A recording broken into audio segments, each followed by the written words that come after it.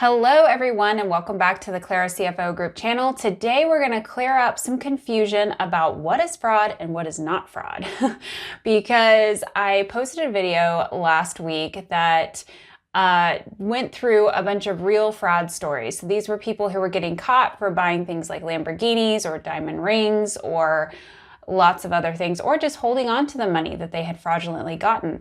And what I was bringing up in the comments, because remember you guys, I do read all the comments, was people were confused about, wait a second, how is somebody using this to buy a car different from me using it to pay off my car loan after I've paid myself the PPP loan? So what we're going to do here today is we're going to give a couple examples. I've made up some PPP stories of hypothetical situations and based on real stuff that I've seen. And we're going to go through 4 different cases and say, is it fraud? Is it not? So we're going to get into that in just a second. If you're not already subscribed to the channel, please go ahead and click the red button, subscribe, and click the little notification bell if you want to be notified anytime I make a new video. So I'd really appreciate that if you did. Let's just say that I want to bring up some concepts of fraud before we go any further. What I want you to know is that there's 2 ways to commit fraud in the PPP if we bring it down to very, very basic levels. If you got the money in a fraudulent way, or you didn't need it, like you just got it because you didn't need it, or you got it because maybe you made up a fake business, or maybe you falsified documents to get a loan. Lots of cases underneath that. If you got a loan and you weren't supposed to, that's one way to commit fraud. The second way is to use it for ineligible purchases, okay? So between those 2 things, that classifies almost everything that we talk about when we talk about PPP fraud. That's pretty much gonna encompass almost anything that anybody could do. So when we're going to look at these cases, I'm actually gonna bring up the 2 pieces of or the 2 certifications that you guys have all actually, if you got a PPP loan, you had to certify to. You had to check a box or initial next to these certifications. And I'm going to bring up the points that are the most important, because this is basically how you violate the PPP program, is if you check the box that you certified to these things and then you do the opposite. That's how you get caught for fraud, okay? Or that's how you perpetrate fraud in this program. So one of the things I just want to point out first is that I am not a lawyer. Even though I am a CPA, I am not giving tax advice. I am not giving legal advice. I am not a fraud prosecutor. I am not I'm not anybody but somebody teaching you about the PPP program at this point. So I just want to lay that out, because obviously there are lots of nuances and lots of detail when it goes to actually prosecuting fraud, what the actual charges would be. We are not getting into any of that, okay? What I am saying is, are you raising red flags that might be considered fraud, okay? And all of you have been really concerned because you're saying, hey, I want to use this money in the right way. I don't want to use it in the wrong way. And I'm tiptoeing around it because I can't necessarily discern between how is this case different from this case, okay? So we also had the video that we did with Jeff Grant, who misused an EIDL loan for personal expenses.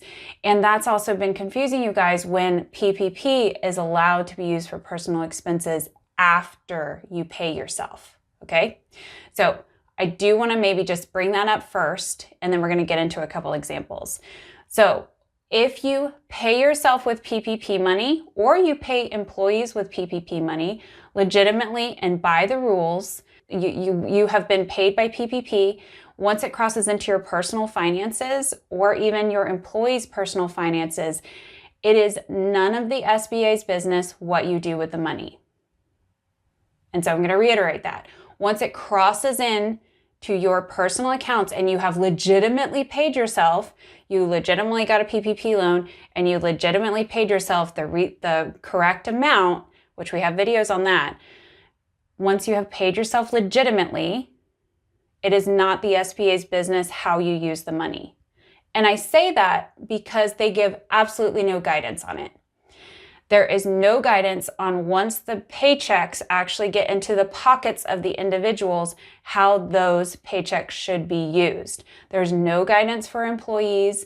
There's no guidance for what owners do after they get their paycheck, after they get either their owner's compensation replacement, or if they're an S Corp or a C Corp and they get just paid normal W-2 wages from the Paycheck Protection Program. There's no guidance on what those owners can do with the money. Okay, so if somebody were to get money, let's say they got the max amount, $20,833 as an owner. Let's just say I got it and use me as an example. If I got that money and I got it legally and I got it legitimately through the program, once that was paid to me, I could use it for anything. I could use it to reinvest back into the business if I wanted to. I could go put a down payment on a Lamborghini. Wouldn't get me very far, but I could.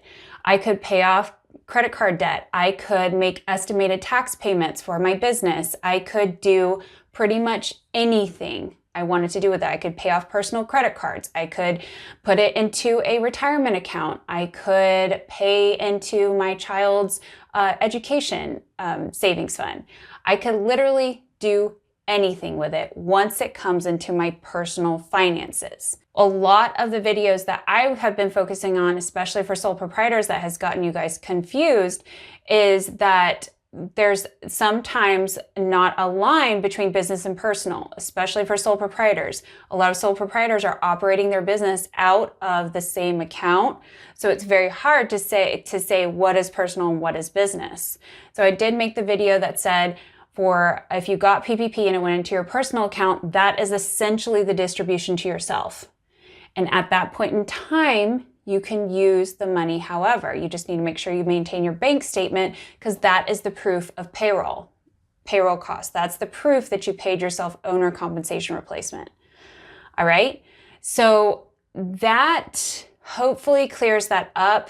I just want to reiterate, once it comes into your personal account, you do not have to wait. You do not have to wait 2.5 months or anything like that. I'm not sure. I think the 2.5 months thing has gotten a little bit confused, but once it comes into your personal account, you can use it however you like. If you want to stick it in a savings account, just maybe you feel uncomfortable until you get it forgiven, that's fine. If you want to use it for your mortgage or use it for your rent or use it to reinvest back into your business, that is okay as well. So we're going to go through a couple examples here. These are completely made up. I've made everything up in this, and I'm going to read it to you, and we're going to say fraud or not.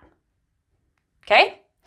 All right, so the first one, Jerry has a business and applies for a PPP loan using modified tax returns that he modified to increase his Schedule C income to get a higher PPP loan. He got the full amount of $20,833. Jerry gets the PPP loan in his business account, then he writes himself a check for 100% of the PPP loan. That's where it's going into his personal account, and then he uses it for personal mortgage, utility, and food costs. Has Jerry committed fraud? Yes, he's committed fraud. Not because of the way he distributed the money to himself and how he used it, because that is okay. It was the fact that he modified his Schedule C in order to get a higher PPP loan. So he fraudulently changed the numbers on his tax return to get a higher PPP loan. That's fraud. Even if he has a legitimate business, even if he complied with everything else, if he basically falsified documents, that is fraud.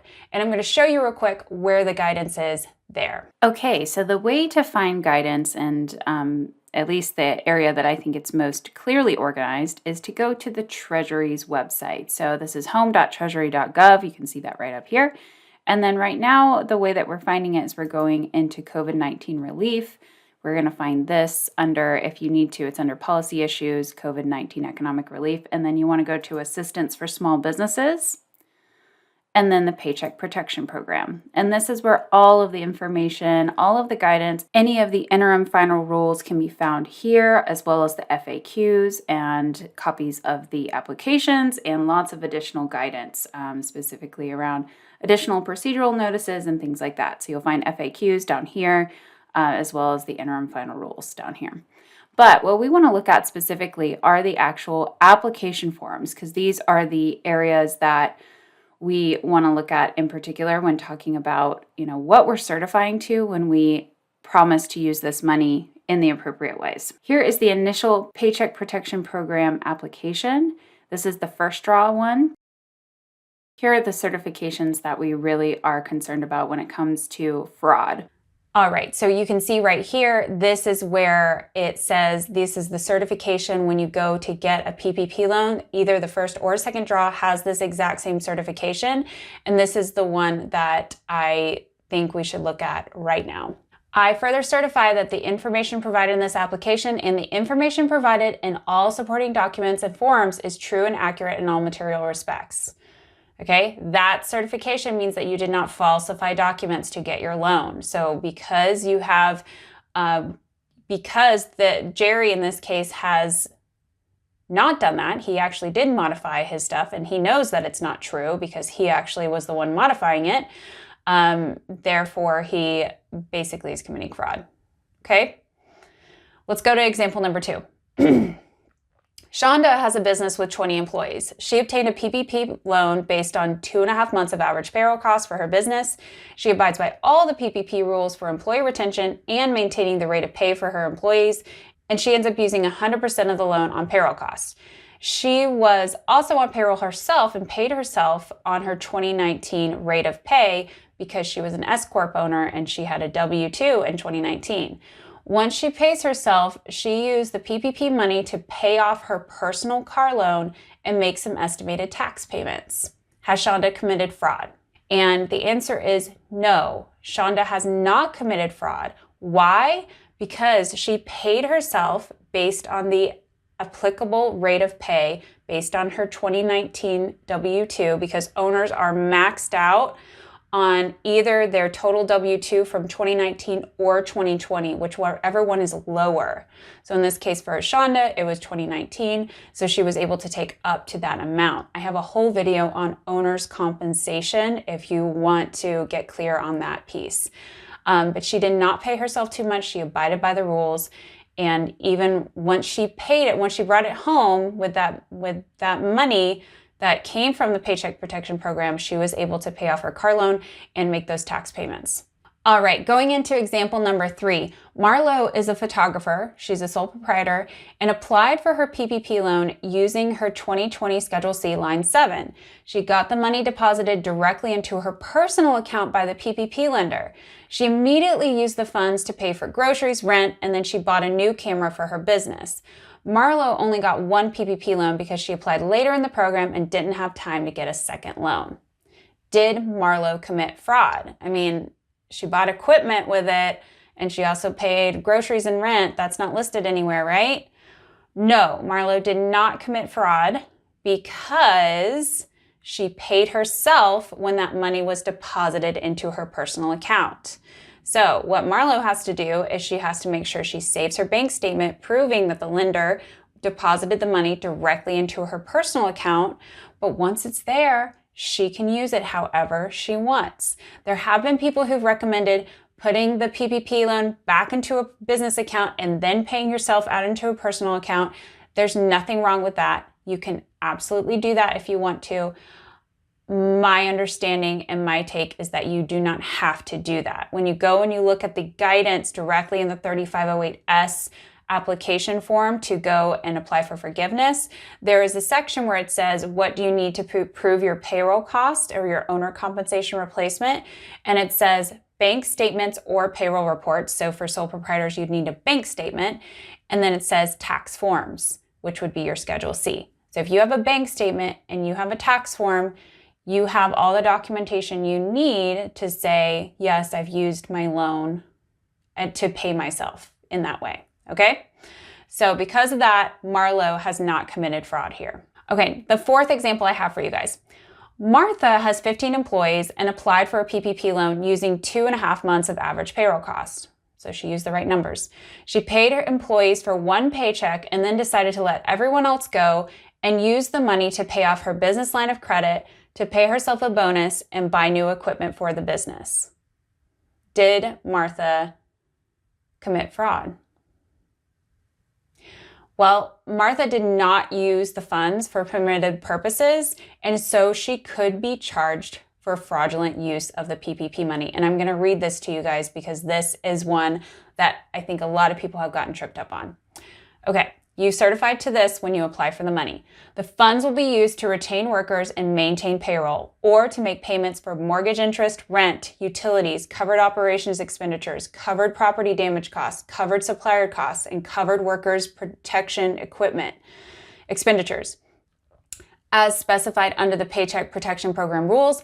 I understand that if the funds are knowingly used for unauthorized purposes, the federal government may hold me legally liable, such as charges of fraud.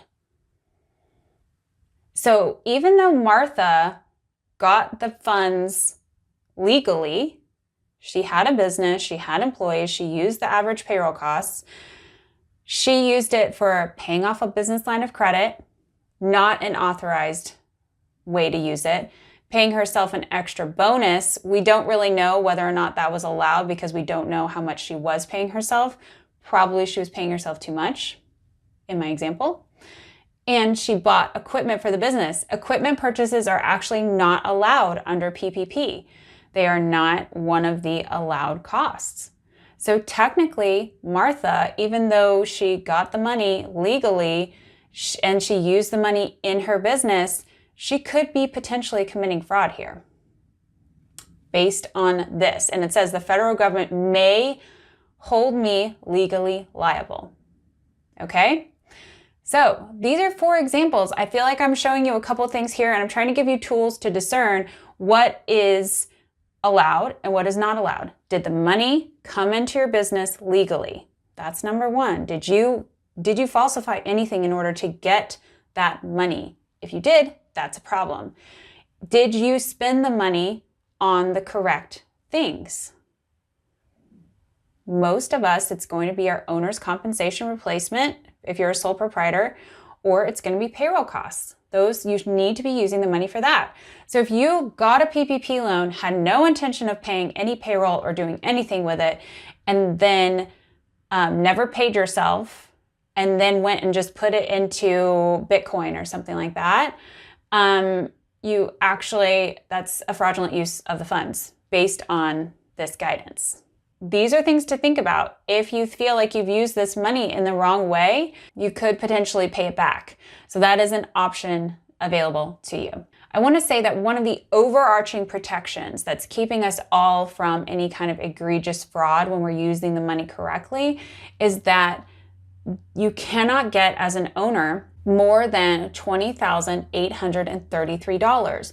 No individual owner can get more than that. So when we're discerning between is it fraud or is it not fraud, if any individual has been using the money for really lavish, expensive things, that's going to be a really big red flag that actually, no, that should never have happened. No individual person should have gotten that much money, okay?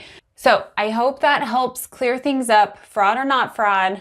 I know sometimes these lines look a little bit gray, but ultimately use your best judgment on this. Try to look at the actual guidance to say what is allowed based on the program. And, I'm trying to point that out as much as I can to you guys. I showed you where to find the guidance on the Treasury website. Post any questions in the comment section below.